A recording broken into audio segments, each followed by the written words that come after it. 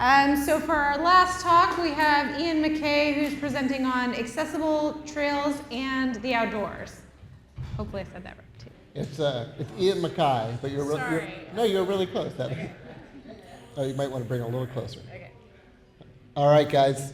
I'm grateful. I'm grateful to be here, and they definitely did not save the best for last. I apologize, but I'm excited to share some fun things. I got to tell you a little bit about how the heck I ended up in this situation and how my nonprofit started, and some really big trail rides I've done before I transition into an amazing event I hope some of you might sign up for, as well as some awesome other little community opportunities. We'll finish with just how to find some cool trails near you.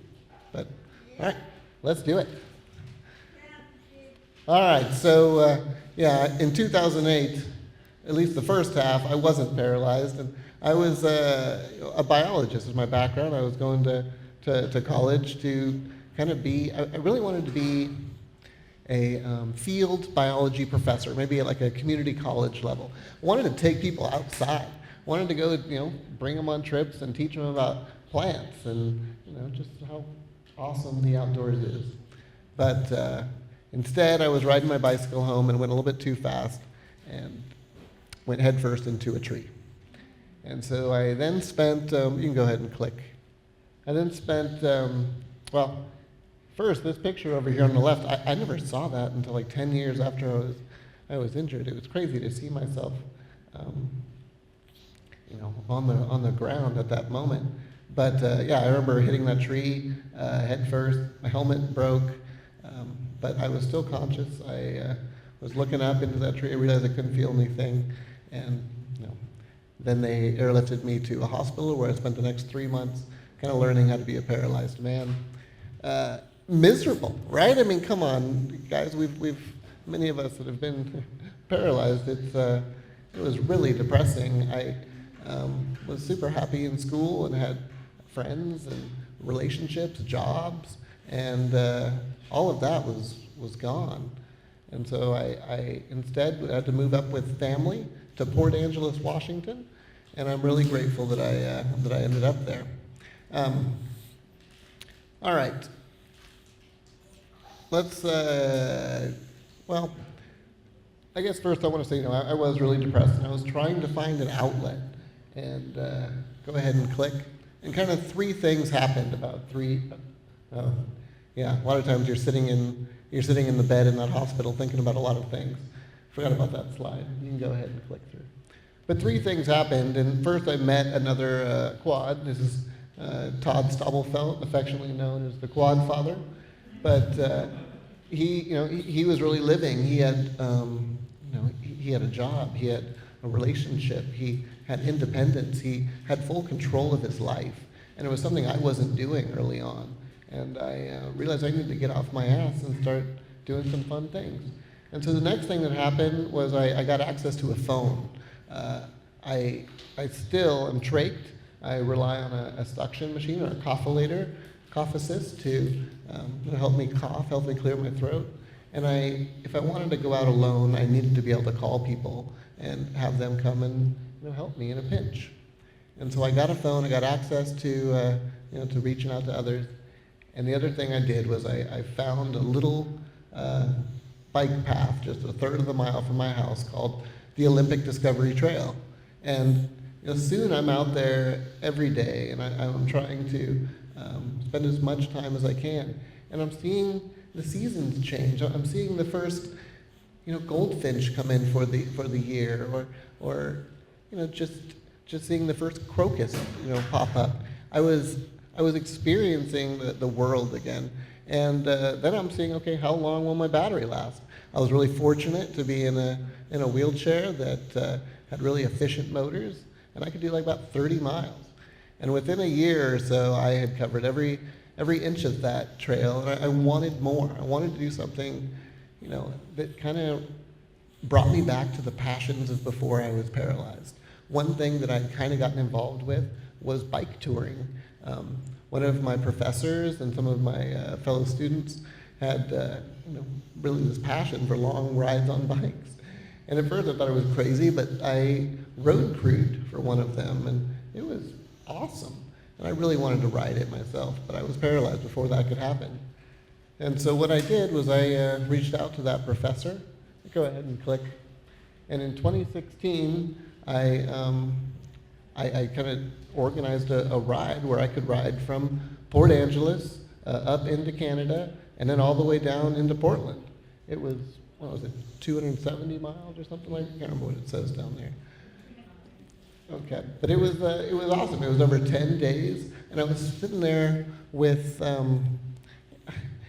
my close friends, and I'm riding along, and I'm seeing the grandmothers, waving on their patios as I'm riding by. I'm seeing, the Americana driving by with, the farm equipment or the giant barns. But I was getting to see my state in a way that I'm not from here, and I got to really see it in a unique way. 7 miles per hour over 10 days is a great way to do it.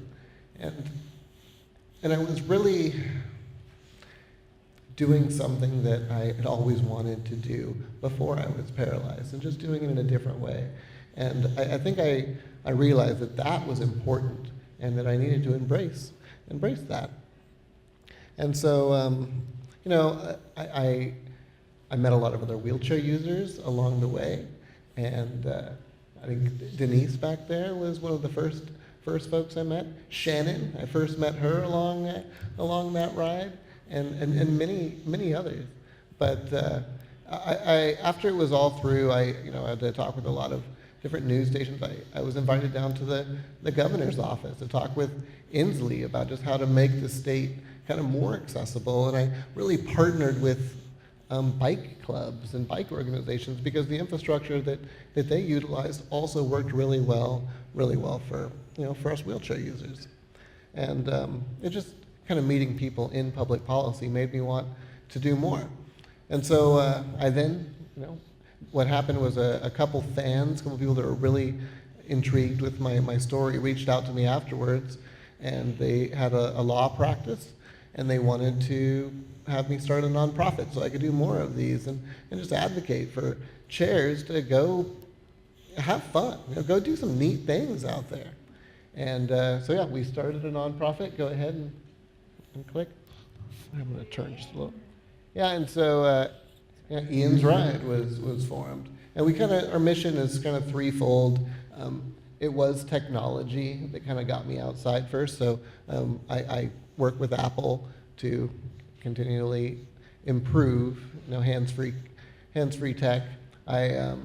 We also recognize the importance of community, right? It was people, it was others that that got me out of my comfort zone and made me want to go and do something really fun.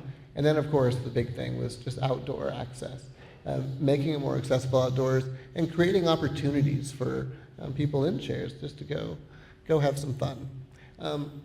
So one other thing that happened a couple years later, and that was in 2018, and I went on one more really big ride, and it was spectacular, guys. It was all the way from Coeur d'Alene back home to Port Angeles, and you can go ahead and click. And so it was 14 days this time. I had 4 friends riding with me the whole time, and there was huge challenges, including a giant mountain range that I had to get over. I had to figure out really interesting battery solutions. I had to figure out how to deal with extreme heat in the triple digits when I can't sweat, and deal with temperature regulation. There was a lot of fires that year, and dealing with the smoke, and then just sharing the road with motorhomes and loggers. It gets a little sketchy, but again, it was spectacular. But it was so out of reach for everybody else, and I really wanted others to be joining me with me, and that was what was missing. And so we came back from that ride and started thinking, how can we kind of create a similar long experience in a wheelchair for the masses? And what we came up with, go ahead and click. Click through these. Go ahead, these are all. Yeah. what we came up with was Sea to Sound. So Sea to Sound happens out on the Olympic Peninsula on the last full weekend of August, and it's about 75 miles long. The ride happens over 3 days, and we provide shuttling that moves people kind of throughout the course, throughout each day. We have like a fleet of, you can pull it away a little. We have a fleet of wheelchair vans to help people move around if, let's say they run out of juice or they're, need to pee. We have a bunch of people out, on the trail ready to push people that run out of batteries, or maybe it's a manual chair that's just kind of, their muscles have given out. It's spectacular. We have aid stations every 5 miles, and we have lunch included. We actually have our own shuttle and have to rent like 3 or 4 others. It's in the middle of the woods. It's so remote. It's a place that many of us wouldn't be able to get to otherwise. And you're surrounded by others who kind of have a passion for just being around their community and kind of pushing their limits.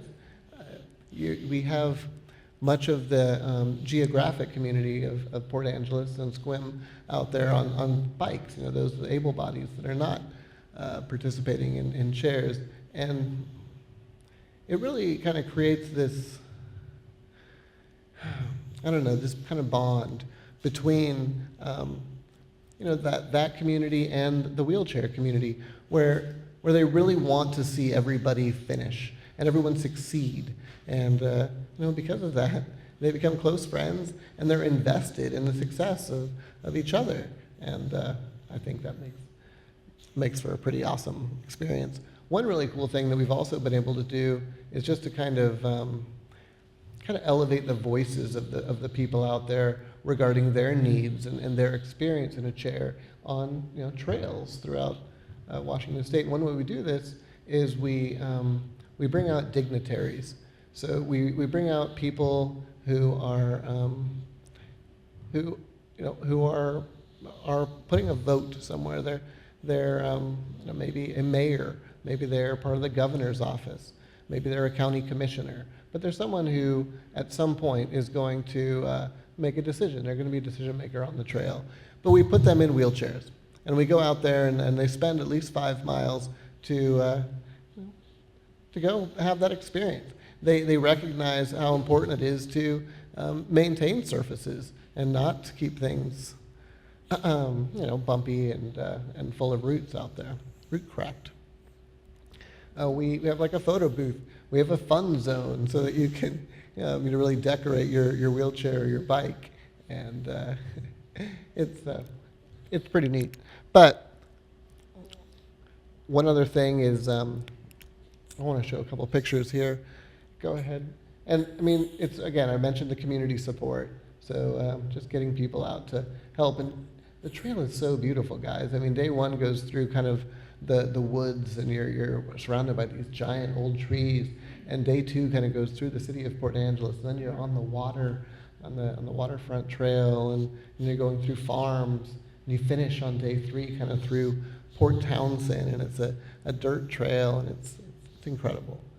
But a lot of support is needed. Again, we want everyone to finish, and I'm not really very much help. This was all for the picture, but I do what I can. And we have. Oh, let me turn a little bit so I can see what's going on. You're good. Yeah, so, and we've got lots of all ages. This is a 101-year-old woman named Mickey Dickey, and she's been out there for 3 years at age 100, 101, and 102. And it's pretty neat to have a centenarian want to come out and spend some time with the other chair users out there through the town. Go ahead. And then we, of course, have the youth. That's always really, really neat. All right. Feels like we skipped a slide of Kenny being pulled. Did I miss that one? Is that? Yes. That some yahoos always need pulled out there. It's but oh, you were being pushed, of course. But yeah, there's also, it's neat to see a variety of equipment, and I think this is a big reason to kind of go and do community events like this, is because you don't know what you don't know, and you don't know maybe what you don't have, and something you might want on your chair or just in a piece of equipment that you use daily.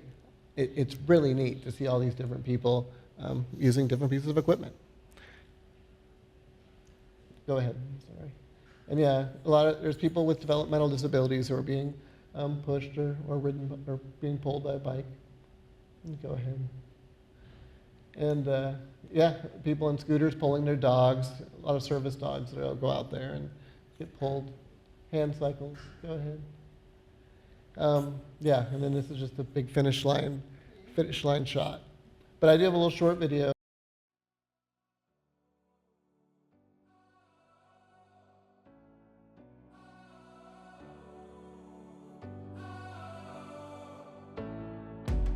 We've wrapped up our 4th annual Sea to Sound, and boy was it spectacular. We had over 100 participants, with more bikes, wheelchairs, and hand cycles than ever. There were lots of new faces, many new friends were made, and valuable connections were established. Here's what participants had to say about their time on the trail. Today is the first day of the Sea to Sound 2022, and we are doing the first 20 miles that leg. I've not done this first leg, so this is pretty exciting. The green, the woods. I didn't know they actually had this, to be honest, at this sort of level. And so my wife Karen and myself, we're just rolling it, man. I didn't realize that it had this amount of diversity as far as people, folks in chairs, folks not in chairs, bikes, become a bike.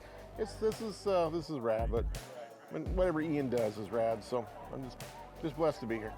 It's overwhelmingly amazing. I was planning on training for this, and life got in the way. And we've had wonderful support, like physically and emotionally. And Ellen often sleeps, and she's been awake and interacting with people and the world around her, and it's been really cool. Everyone's enjoying themselves and enjoying sharing the trail with each other and the woods. It feels like family I'm just meeting for the first time. It's a really great event to get people outdoors of all abilities, and it was my first time. I've never been on a bike for so long. My butt hurts, but we're doing great. It really raises awareness for getting people outdoors and letting them know that even though you've been through something really hard, you can still get out and do things. And to me, that's really fantastic. And I love being there, and the community is so positive. It's a good place to be.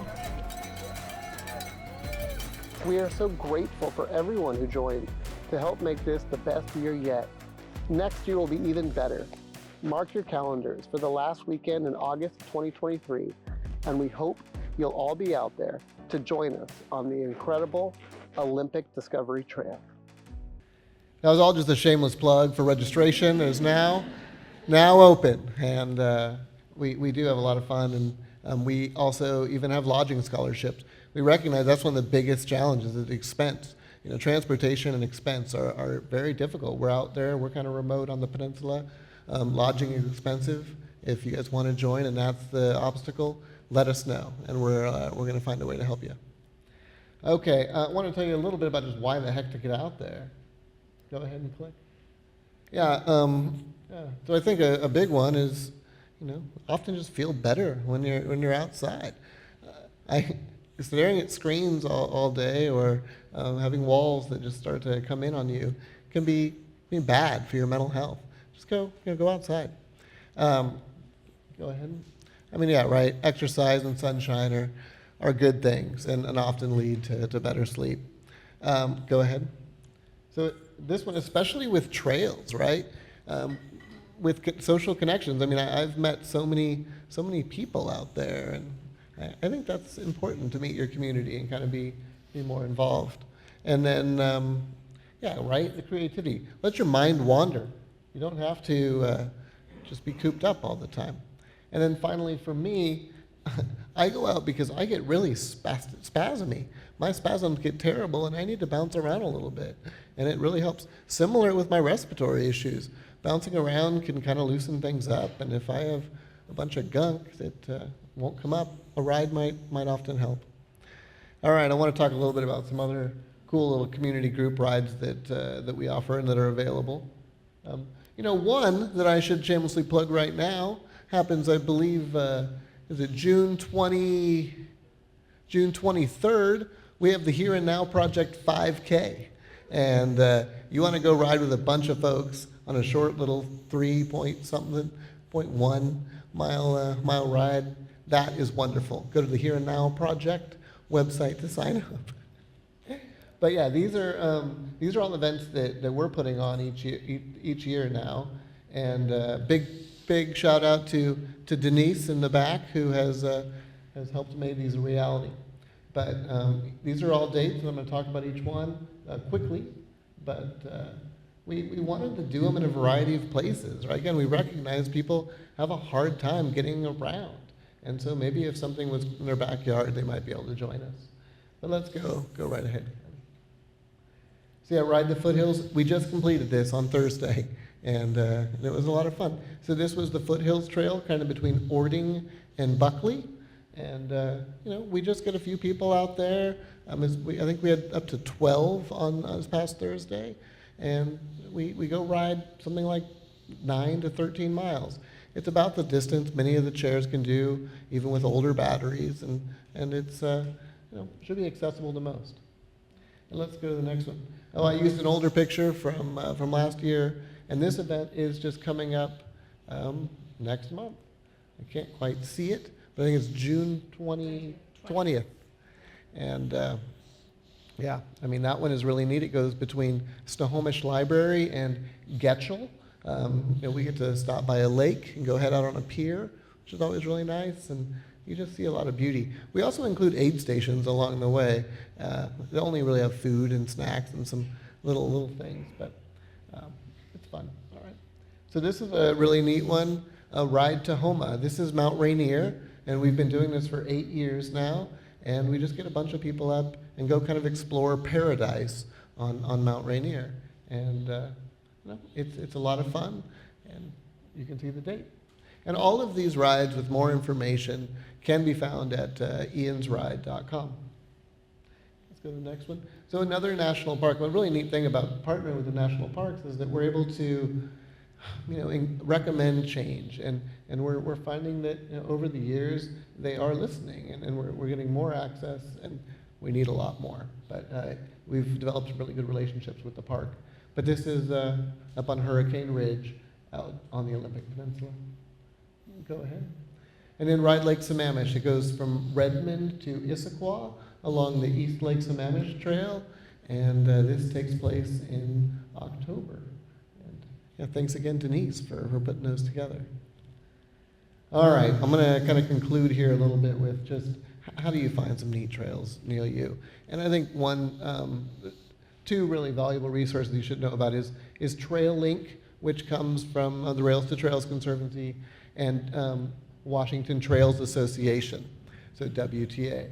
And those are both apps and websites, and so you can find like near you, a trail near you. What I really love about these two resources is they have filters where you can filter for wheelchair accessible, and so that'll slim things down a lot. However, that might slim things down a little too much and only offer ADA options, when maybe you're willing to do a little more than that. And sure, a stair is going to be a deal breaker, but maybe something a little steeper you're willing to do. So definitely use those resources to find neat infrastructure near you. Again, I mentioned earlier about bikes, right? We really partnered. We really match up with the bike community, and so talk to cyclists near you. Go to bike groups around you. Use bike guides where you can find them. Rail trails in general. If a train can do it, it's often plenty wide and not too steep for us. And so I really love rail trails, and that's something I enjoy to do, is do really long ride. I'm going to do the longest rail trail in our nation this June, and I'll be riding from St. Louis to Kansas City on the Katy Trail. It should be a lot of fun, except for the cicadas. It's a lot of cicadas. All right. I think this is a great guide. So disabled hikers, that's a website. You can go to disabledhikers.com. They're not even focused on wheelchair use, but have a lot of great suggestions and guides of trails kind of around Washington, Oregon, and Northern California. I believe they also have like 3 Falcon guides for each of those states, which are great. Yeah, definitely utilize them. And then I got to recognize your social media. There's a Facebook group of wheelchair hikers that I think is a great resource. But then even things like the Here and Now Project's social Facebook page or any social page around wheelchair users, ask them. You know, people love to go explore and they love to share what they found. All right, I think I just wanted to mention here that, you know, spending time outside can be a really good thing. You don't have to be, you know, outdoorsy. You know, just maybe it's opening your window. Maybe it's just going out into your parking lot or have a little garden, or maybe eventually you're able to go a little further. Nature is the best medicine, and get outside. I mean, there's a really good chance that you will feel better, and yeah, it certainly worked for me. But I think I'm going to leave you with that, so I don't take any longer. Thank you very much.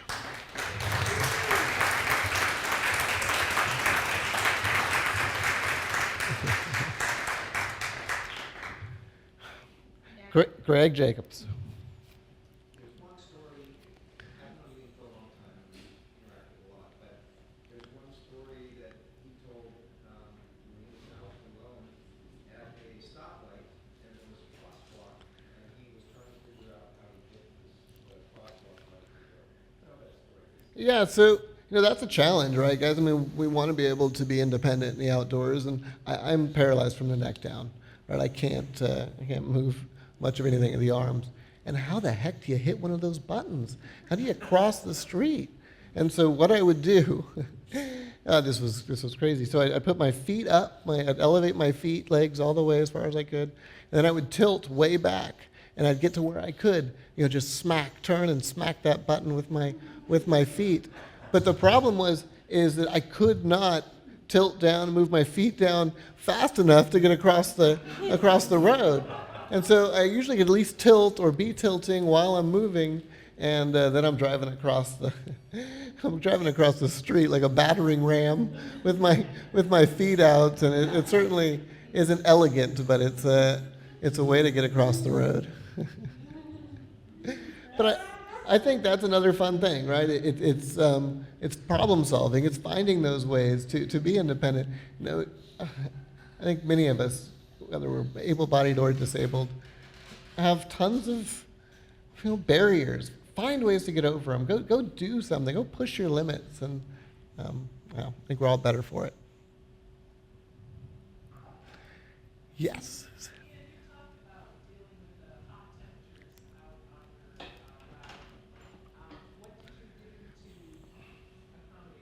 Yeah. Well, I nearly shaved my head. Is what I probably should have done. Is just gotten rid of this built-in scarf. But no, what I've done in the dry heat is I've used an ice vest. I was talking with the MS community, and they've really told me about the importance of ice vests. That worked really well in Eastern Washington. And then I use spray bottles every chance I get. I'm really concerned about Missouri, and I'm not sure the spray bottles are going to do as much when it's that humid. And so really relying on the ice vests. And hey, I've been acclimating for over 15 years to the North Olympic Peninsula temperatures, and now I'm going to have to go into 80s, 90s with 95% humidity, and it's going to be tough. But yeah, I mean, spray bottles. Ice packs. Another strategy is trying to wake up as cold as possible. You know, I mean, just sleeping without a blanket and an air conditioner on all night. And yeah, I'm like at 94.9 when I go out there. It gives me that much longer before I'm 101 and something. Yeah, it's not easy. So I can. Well, there are actually little automatic. I could put a sprayer in front of me and kind of have it going. But on these longer rides, I always have a team with me, and yeah, that's their job is to spray me down. Cold water, right? I mean, that at least can give you a little relief. I'm not sure how much it helps drop the temperature ultimately, but anything to make it easier. Maybe those cicadas will fan me with their leaves as they're flying around. All right, guys. Thanks for having me.